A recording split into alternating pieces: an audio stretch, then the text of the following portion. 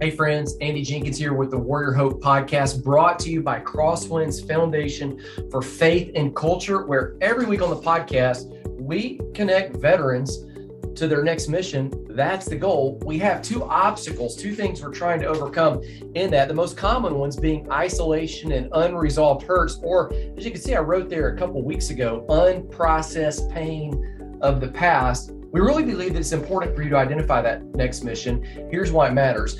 Because you were created by God for a purpose, and that purpose most often affects and blesses other people, as we've seen through some of the stories that we've shared, in ways that there's no way that you can imagine. Those groups of people that you affect are your family, your friends, and fellow service members.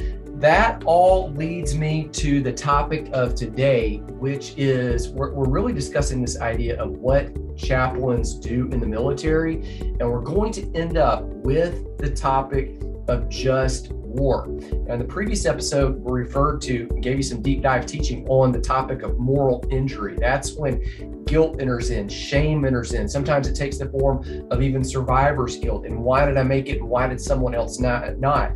Today, I'm speaking with my friend, Lieutenant Colonel Don Malin, who is a chaplain. And Don served in the theater of combat multiple times and brings a unique perspective to all of this. So let's just roll right into the conversation, and then I'll be back at the end, as always, with a couple of my takeaways, and we'd love for you then to share with me some of yours. Here's Lieutenant Colonel Don Malin.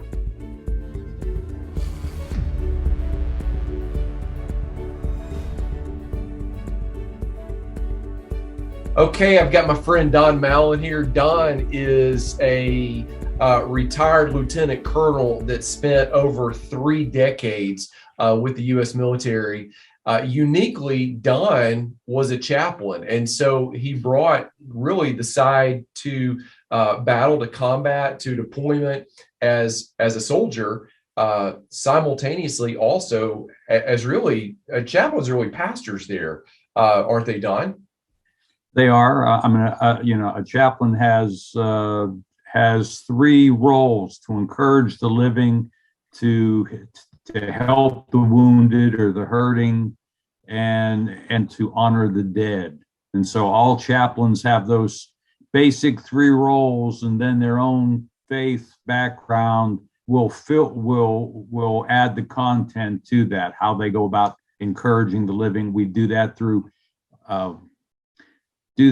having services, do that through visiting. I would often go and walk through the various units in Iraq and Afghanistan and visit with the men and women who were there, invite them to chapel at times, sometimes just get into a good discussion about what's going on or wanting to go home and how many more days before we go home, something like that. So, all right. So, encouraging the living. Number 2 was helping helping the wounded. Okay. And so I would visit places where there were some wounded or hurting soldiers and it's not just the physical wounds there, but also the emotional wounds, the spiritual wounds too, that they're going through. And then last is honoring the dead. That is having memorial services for the men and women who may have been killed over there, and aid the units being able to grieve, because it's hard when you're in a combat zone to grieve a friend or to take that time to grieve a friend. So you need a set time that you can do that. And so the chaplain his role is to help them do that grieving at that time. Well, I imagine that's a pretty important element right there, the whole grieving, not just the honor side for the person who, has fallen, made the ultimate sacrifice, but also the grieving part for the person who is still there, the people who remain, in part because if you don't grieve it, you can't heal it. You can't heal a hurt that you don't acknowledge. And I really think, there's this Bible verse that comes up: blessed are those who mourn, for they will be comforted. It's almost like you got to go through the one to get to the comfort side. Does that make sense? And does that ring true that with what you saw? Right. I mean, you need, if you lose a friend or lose a unit member, you need to be able to grieve that. There are a lot of people that were hurting, a lot of people that were angry as a result of, a friend dying in a combat zone, and they're not able to go back, to go and see their, friend get buried and everything. So it's an important part of the chaplain's ministry to be able to help them grieve and move them through that process, and to encourage them, to let them know that grieving, everyone grieves differently, but yet when you're in a combat zone, that's kind of intensified, because right. You know that you're also there in a combat zone, and you can end up being the person who's being grieved. But also the people like to see the fact that the military does take, that you can take the time to grieve. It's an important part. They're not ignoring that, and that's an important role of the chaplain. I imagine it's very difficult to grieve over there for multiple reasons. One, you're under fire. Almost, you could be under fire constantly. Two, you might not know if you're the one who's going to be, like you said, you're the one that's going to be grieved, because on any given day, you don't know if everybody's coming back, or if even you're coming back. That's a real risk. It's a real reality. And number three, what just hit me is you're saying that, they wouldn't be able to show up to like what would be, quote, a normal funeral. In military, you have this ultra high camaraderie, this really great degree of trust. You have to, because you're entrusting other people with your life. That phrase that they say over and over is have your six and you have their six. That's for people who are watching that aren't sure what that means. It means, you can't see what's behind you. So 12 o'clock, 3 o'clock, 9 o'clock, 6 o'clock, you can't see what's behind you. Somebody is always watching your back. So high degree of trust. But then, when a death happens, there is this grieving, there is this mourning process that must occur. You don't get to do the things that typically stateside here, in civilian life, we would do. We would spend a lot of time, planning a funeral. We would spend a lot of time going to the funeral home. And, as sad as that would be, we would go home afterwards and we would go eat and we would tell stories. And people do all these other memorial things. They go whatever, get tattoos, or they grill out, or they, there's so many layers of just things, whereby over here, we laugh and cry all in one, that are part of that process, that in military, you just don't get. What you get is what men and women that are chaplains provide during that, I guess, where you carve out this sacred space amidst what can be a lot of chaos that hopefully is controlled chaos, but there seems to be just so many layers there. Oh, yeah, there are many layers to the fact that different things going on, different concerns, but yet they're all there really to grieve their partner. Yeah. What are some of the other things as a chaplain that you dealt with that wouldn't be death? That would be what would be like common concerns that a soldier would have that you might talk about just on the normal? Well, a chaplain does a lot of counseling, and normally the counseling is going to be in the area of marriage counseling, especially being in the military. It's very intensive. When you're deployed, your spouse is back home, you're in the war zone. That's when things marriages start to crack as a result of that. So I've counseled many on helping them try to reestablish their relationship with their spouse, with their wife. It was all the people that came to me were men for that, and so they were struggling. One airman in particular, his spouse is also in the military.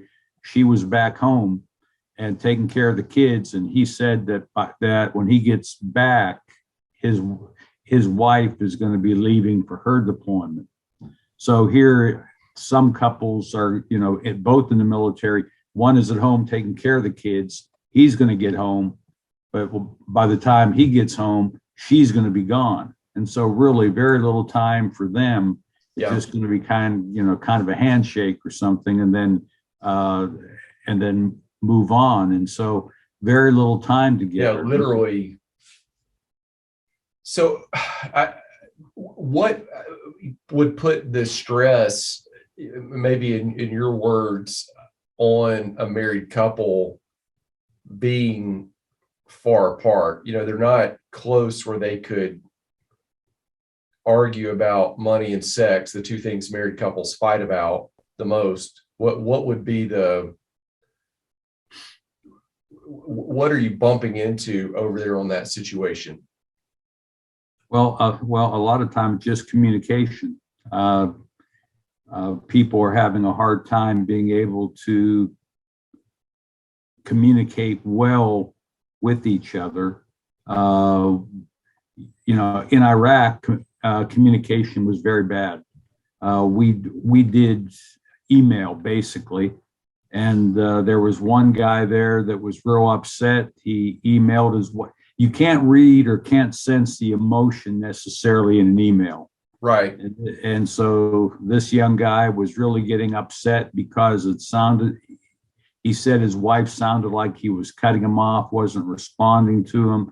And, he was just going crazy. And so I was able, as a brigade chaplain, to go and get a satellite phone and get him to talk to his wife for a couple minutes. And boy, the difference between him before the phone call and after the phone call,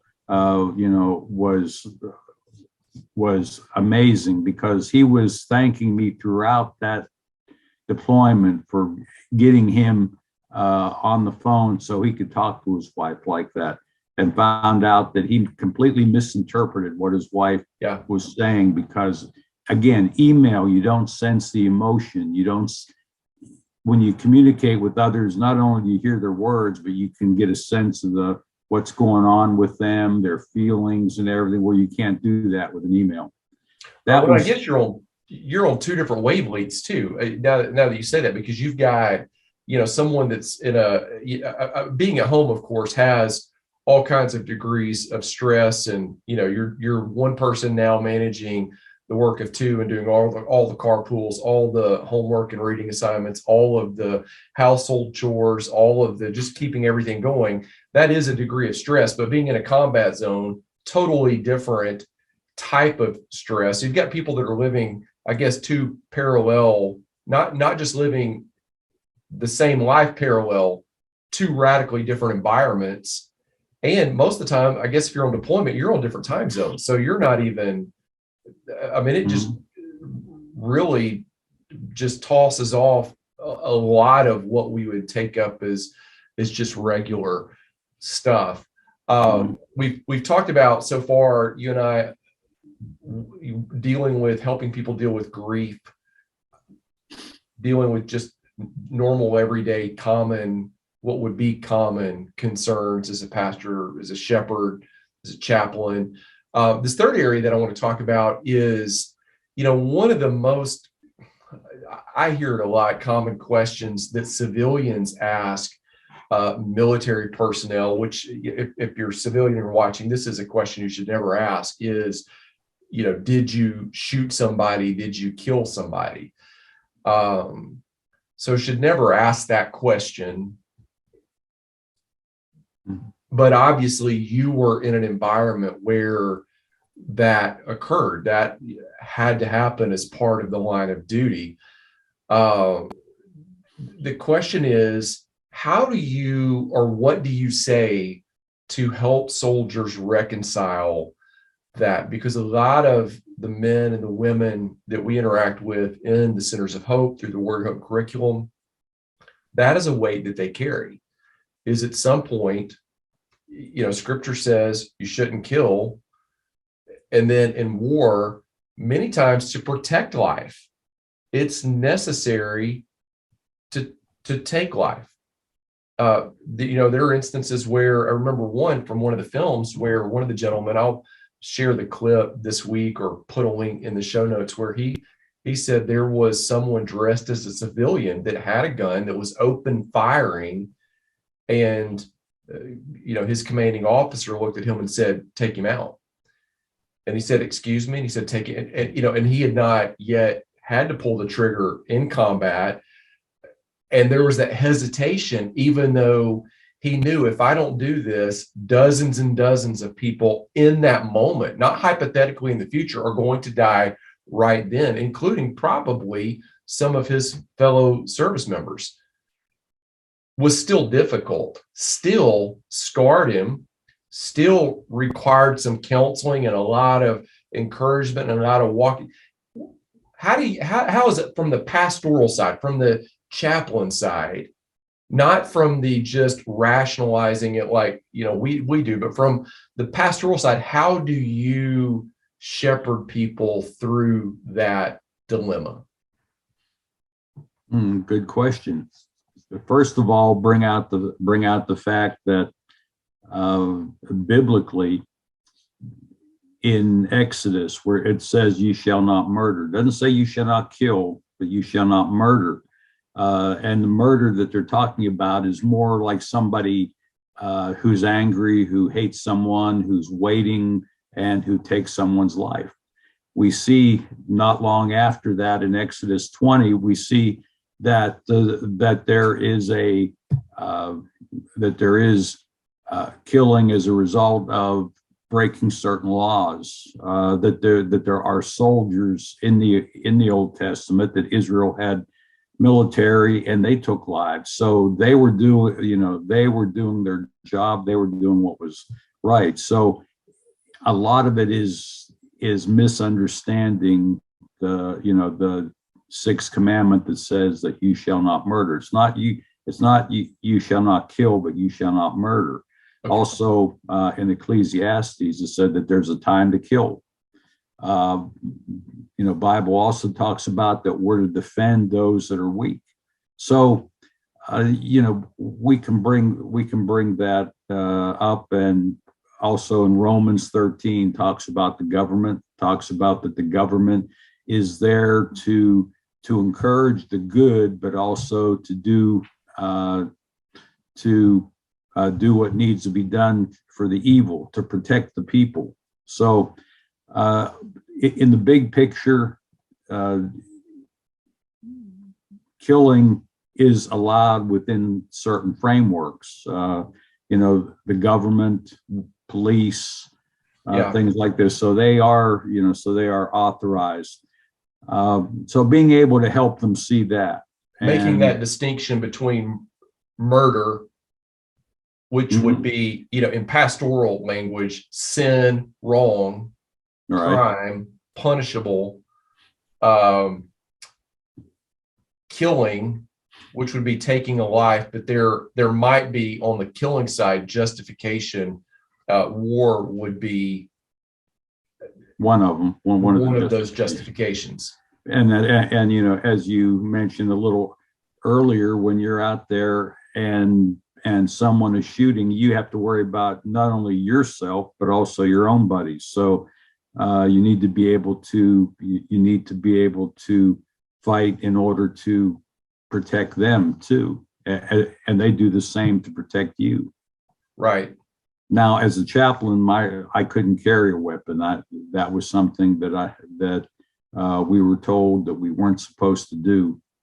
So I had a chaplain's assistant who was supposed to protect me, and she carried her own M16 and whatever else she needed.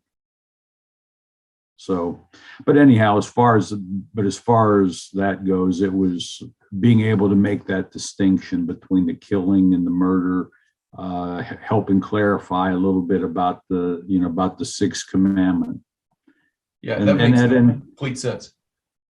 And I would emphasize too, before people, we need a deeper understanding of the Bible and what the Bible is teaching about killing and murder, and also about the nature of sin, because I think many people are in the military, don't have a real in-depth knowledge of the scripture, have a good Christian world and life view, which would help them. It doesn't make it easier necessarily, but Right. to have a good Christian world and life view, and seeing the depths of sin and how God deals with sin, where He dealt with the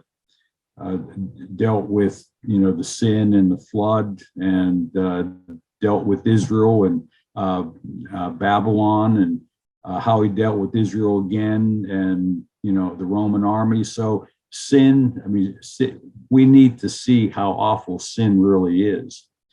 With that,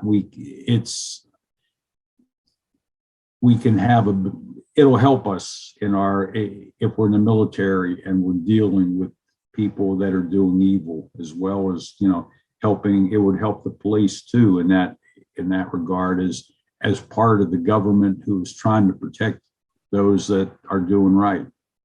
Yeah, it seems to me that maybe what's happened is we've, just correct me if I'm wrong, or let me know if this makes sense, that maybe we have dumbed down maybe our definition of what's wrong, what's sin, what's unacceptable.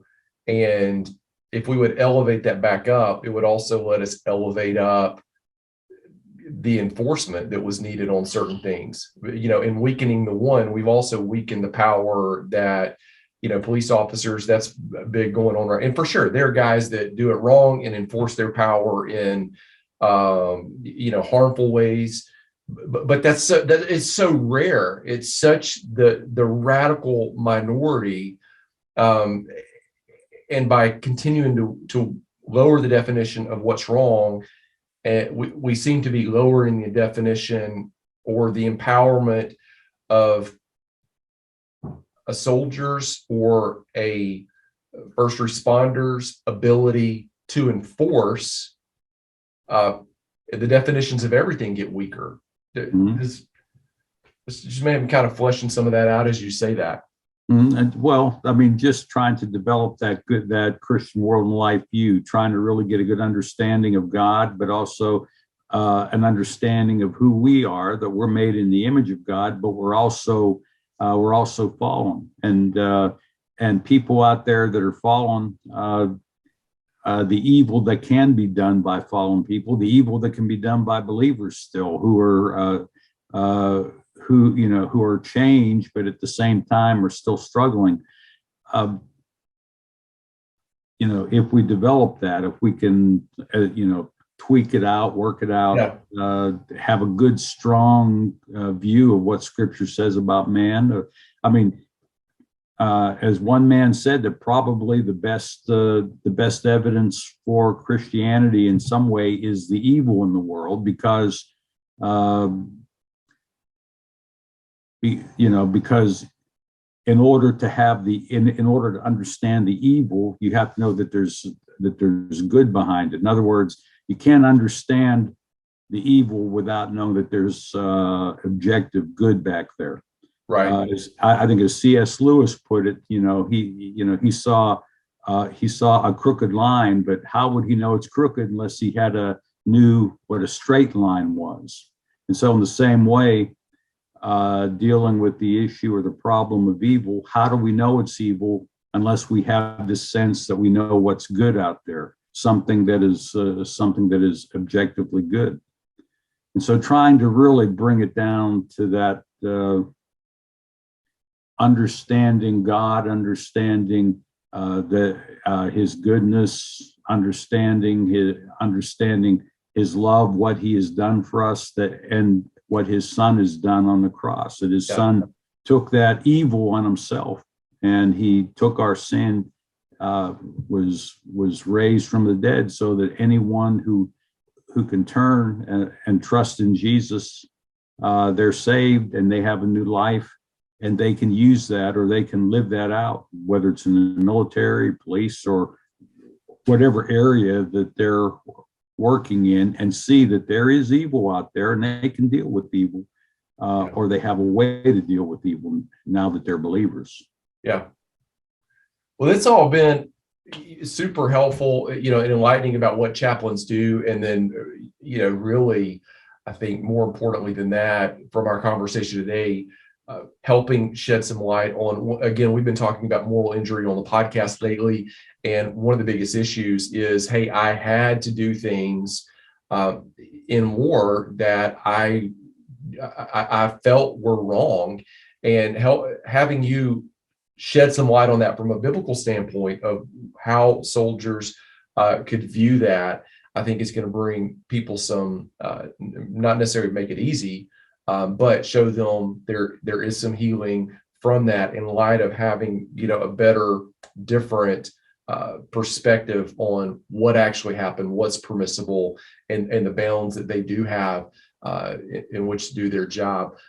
Thank you so much. I'm going to put a link down below in the show notes, Don, where people can jump over to some of the resources that you have on your website. I know there's articles, there are other, there's even things, coupons where veterans can get a discount when they go out to eat. So you've got items there of high substance and resources that would be intellectual and give you just another worldview and perspective that are helpful. And then there's also things that are helpful that are just as easy as, getting 25% off or getting something free when you go out to eat. So a lot of resources there that you've provided. Thank you so much for your time, for coming on, for sharing. Thank you for your service and for continuing to live out that mission of helping other people who are coming behind you, even now, still serving that whole role as a chaplain. I guess, like they say, once a serviceman, always once a, chaplain, always continuing to walk that out. Mm-hmm. And I'm doing that. First of all, I would say, if you find yourself struggling with moral injury, I would encourage you to go back to the previous episode and really watch. In that episode, I break down some of the teaching straight from chapter 3 of the Warrior Hope curriculum. This is the curriculum. This is the leader's guide, where if you want to lead others and train others, if that's part of your mission, you can grab hold of that. This is the curriculum we use when we do the Warrior Hope groups. Now, if it would be helpful for you to connect with other people, if you don't have people locally to you, look at the link in the show notes. You can join a group that we're leading right now, or we'll connect you with someone else that we know that is leading a group if the time that we have doesn't fit the schedule that you've got. Here's 3 takeaways that I have grabbed from today. Number 1 is grief. This was the first topic that Don and I discussed. Grief really means that you must mourn in order to receive comfort. We actually referenced the Bible verse right there.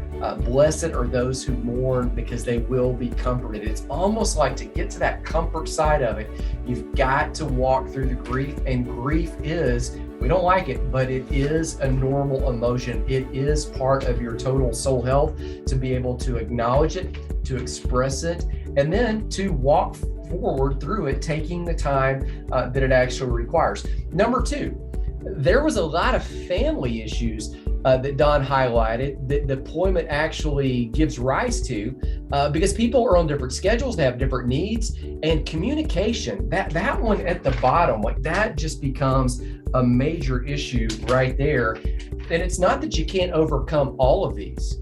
You can. People have, and you will.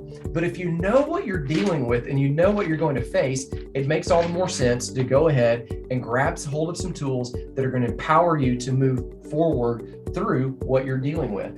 That leads me to this resource. I'll put a link to it in the show notes below. This is the Hope for the Warrior Family. And as well, down in the show notes, I put a link to Eugene Cuevas's episode where he talks about not just this book, but talks about the film that's being shot, the documentary, When Trauma Comes Home. And as Eugene said in that episode, when one family member is affected, they're all affected. And so we actually need to deal with everyone. Again, that's my second takeaway of the conversation with Don.